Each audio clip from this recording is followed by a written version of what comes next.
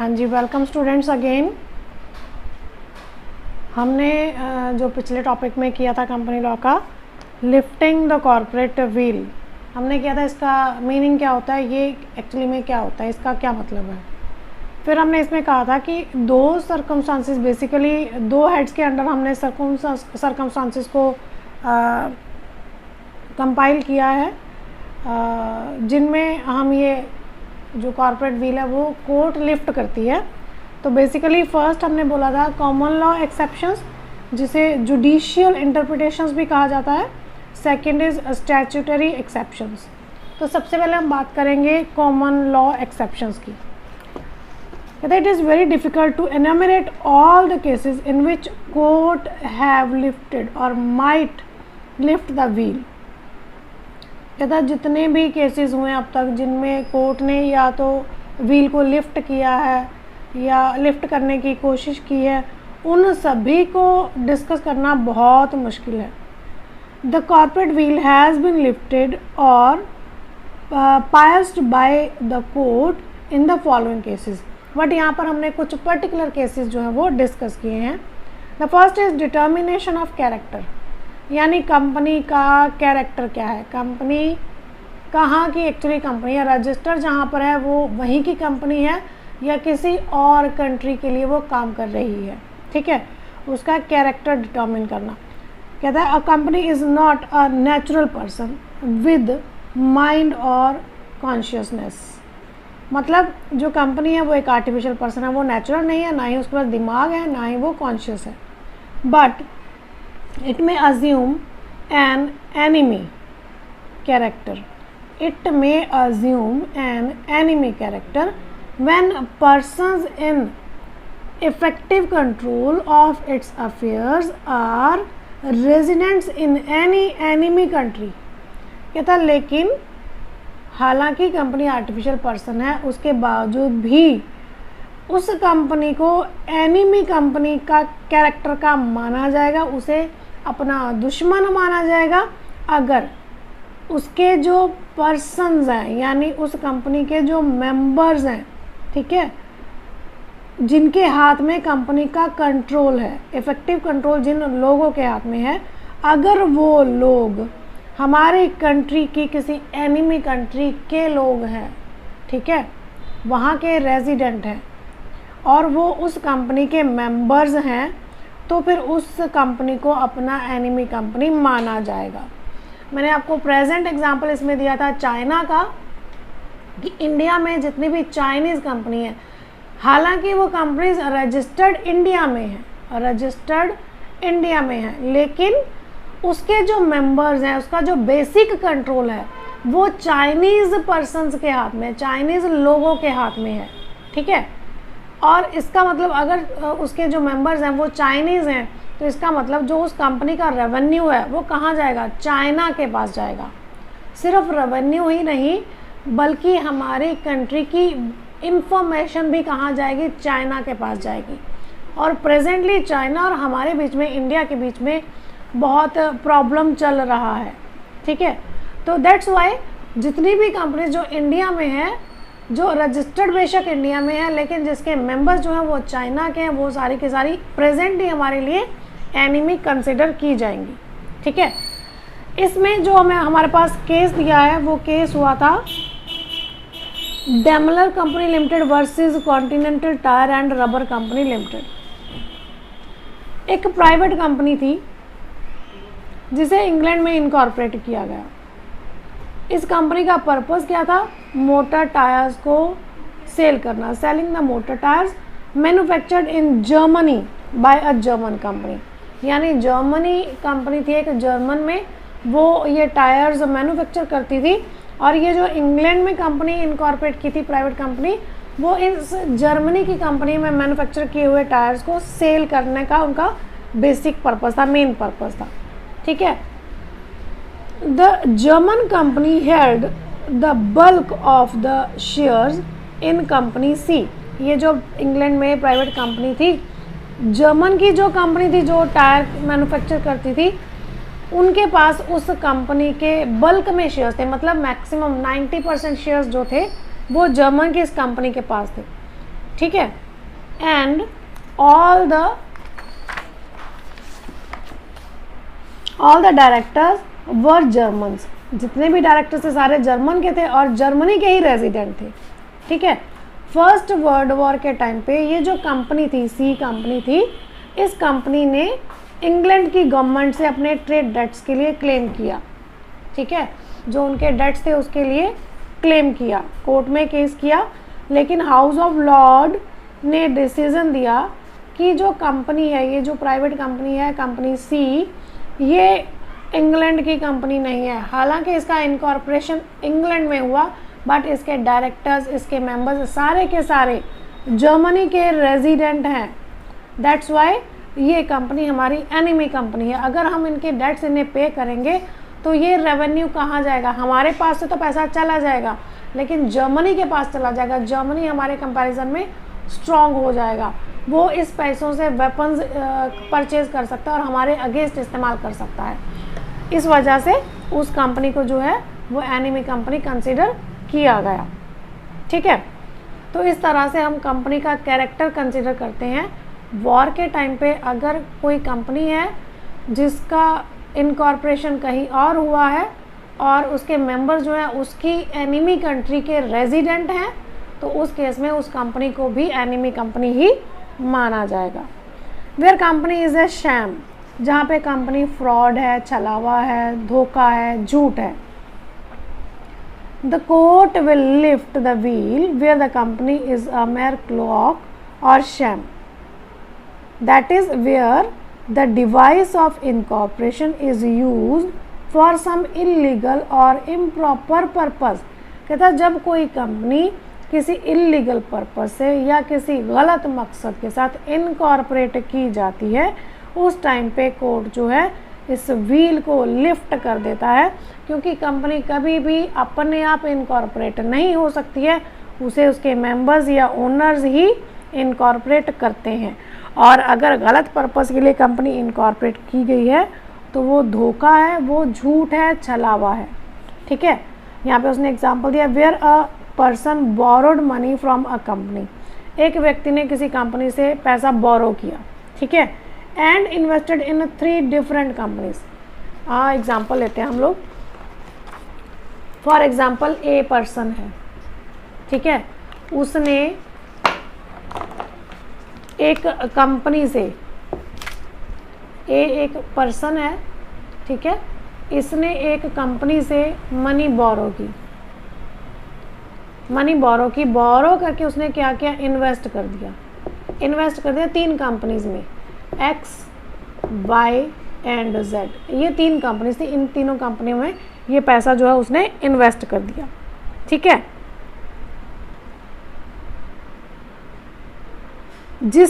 ये इन तीनों कंपनीज के जो मेंबर्स थे वो ये ए खुद था और इसके सन्स, ठीक है, ये ओनली मेंबर्स थे, इनके अलावा और कोई भी इन कंपनीज में मेंबर नहीं था।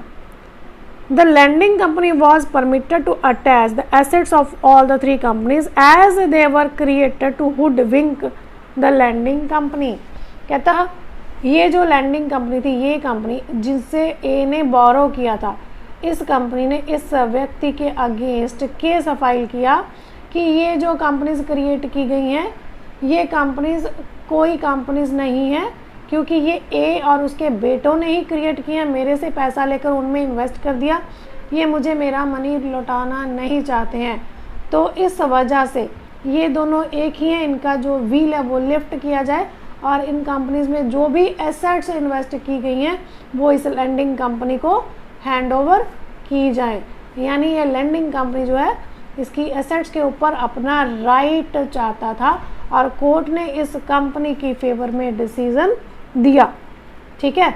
इसका मतलब ए ने ये जो कंपनीज क्रिएट की थी ये सिर्फ फ्रॉड था, कंपनी से पैसा बोरो करके उसे इन्वेस्ट करके उसे ना शो करना, रिटर्न नहीं करना, ये उसका मेन पर्पस था, ठीक है जी। तो ऐसे केसेस में जहाँ कंपनीज इलीगल पर्पस है, ये अब इलीगल पर्पस ही होगा ना इसका, इलीगल पर्पस के लिए अगर कंपनीज बनाई जाती हैं तो वहाँ पर भी कोर्ट जो है इनका जो व्हील है वो लिफ्ट कर देती है, next is prevention of frauds और इम्प्रॉपर कंडक्ट, है ना, where it appears that company was incorporated for evading contractual and statutory obligations. कहते हैं जहाँ पे कंपनीज क्रिएट की जाती हैं जो उनके ऊपर स्टैट्यूटरी ऑब्लिगेशंस हैं या कोई कॉन्ट्रैक्ट हुआ है उससे बचने के लिए, उस कॉन्ट्रैक्ट को अवॉइड करने के लिए या स्टैट्यूटरी ऑब्लिगेशन से बचने के लिए जो कंपनीज क्रिएट की जाती हैं, द कोर्ट में disregard the separate existence of the company. वहाँ पर कोर्ट जो है वो कंपनी की सेपरेट एग्जिस्टेंस को नहीं मानती है, डिसरिगार्ड, उसे नहीं मानती है, मना कर देती है कि ये एक अलग कंपनी नहीं है, ये ओनर और कंपनी एक ही है। इसमें केस हुआ था गिलफर्ड मोटर कंपनी लिमिटेड का वर्सेस हॉर्ने, ये 1933 में हुआ था, ये केस 1933 में हुआ था। हॉर्ने जो था वो गिलफर्ड मोटर कंपनी में एम्प्लॉय था, ठीक है, हॉर्ने जो था इस कंपनी का एम्प्लॉय था, ठीक है। अब हॉर्ने का इनके साथ एग्रीमेंट हुआ था गिलफर्ड मोटर कंपनी का कि वो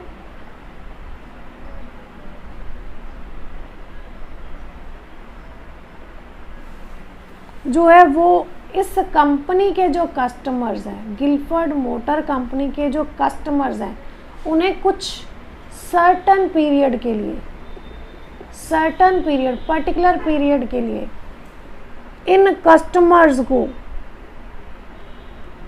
अपनी तरफ अट्रैक्ट नहीं करेगा, उन्हें किसी किस्म का कोई ऑफर नहीं देगा, इवन आफ्टर हिज टर्मिनेशन।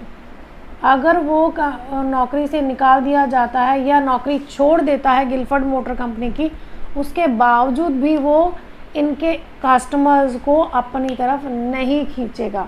ये इनका एग्रीमेंट था हॉर्ने का गिलफर्ड मोटर कंपनी के साथ। अब जब इनका एग्रीमेंट हो गया तो अब हॉर्ने इनका एग्रीमेंट नहीं तोड़ सकता, लेकिन वो इससे बचना चाहता है, वो सेम बिजनेस करना चाहता है और इनके कस्टमर्स को अपनी तरफ खींचना चाहता है गिलफर्ड मोटर कंपनी के।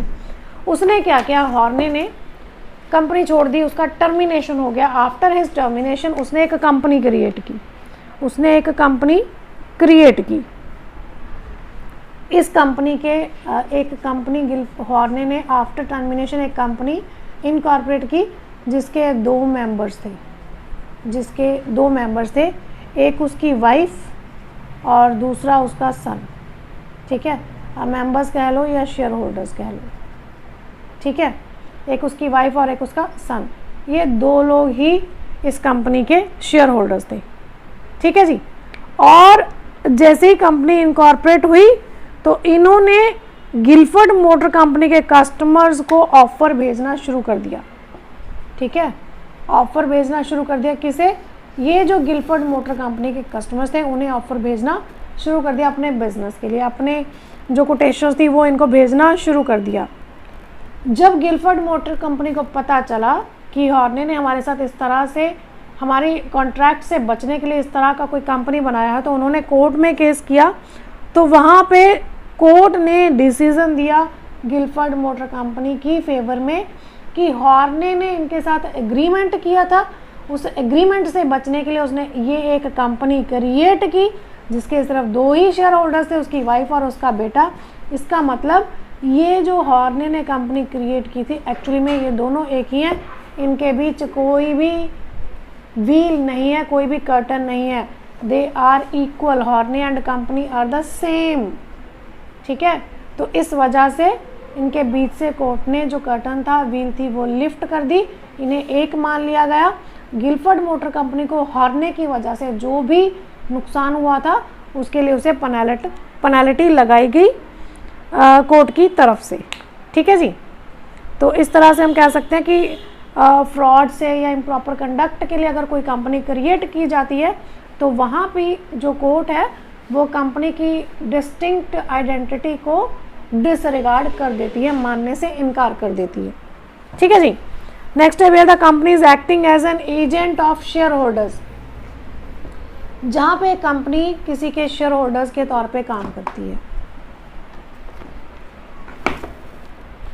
Where the company is acting as an agent of the shareholders. Where a company is acting as an agent of its shareholders or of another company. जब एक कंपनी किसी शेयर होल्डर के लिए या किसी दूसरी company के लिए एज एन एजेंट काम करती है, it will be liable for its acts, तो वो अपने एक्ट्स के लिए रिस्पॉन्सिबल है. However it is a question of fact in each case whether the company is acting as agent for its shareholders. लेकिन कहता है इसके लिए ये सवाल एक पैदा होता है कि क्या वो किसी दूसरे शेयर होल्डर्स के लिए या किसी दूसरी कंपनी के लिए एक्ट कर रही है एज एजेंट, या फिर वो खुद कंपनी है, बेस मेन कंपनी है. This question has frequently arisen in connection with government companies in India. India में जितनी भी गवर्नमेंट कंपनीज हैं उनके कनेक्शन में ये क्वेश्चन बार बार रेज होता है कि जो कंपनी है वो शेयर होल्डर्स के लिए एज एजेंट काम कर रही है या फिर वो बेसिक कंपनीज हैं. देखो ये हमें एग्जैक्टली आपको समझ में नहीं आया होगा कि ये है क्या, हम इसको केस के साथ समझते हैं. एक फ़िल्म आई थी 1953 में मॉनसून नाम की एक फ़िल्म आई थी, उससे रिलेटेड ये केस था. एक इंग्लिश कंपनी फॉर्म की गई, ठीक है. इस कंपनी के जो शेयर कैपिटल थी 100 शेयर्स थे, ठीक है. इस 100 शेयर्स में से जो 90 शेयर्स थे वो अमेरिकन डायरेक्टर के पास थे. अमेरिकन डायरेक्टर, ठीक है. ये अमेरिकन डायरेक्टर जो था वो यूनाइटेड स्टेट्स का था, यूनाइटेड स्टेट्स फिल्म कंपनी. ये जो अमेरिकन डायरेक्टर था ये यूनाइटेड स्टेट फिल्म कंपनी का था, ठीक है. और बाकी के जो 10 शेयर्स थे वो एक और डायरेक्टर के पास थे, अनदर डायरेक्टर, ठीक है. ये जो डायरेक्टर था ये ब्रिटिश था, ये ब्रिटिश था. अमेरिकन डायरेक्टर कहाँ का था? यूएस का था, यूएस फिल्म कंपनीज का, ठीक है.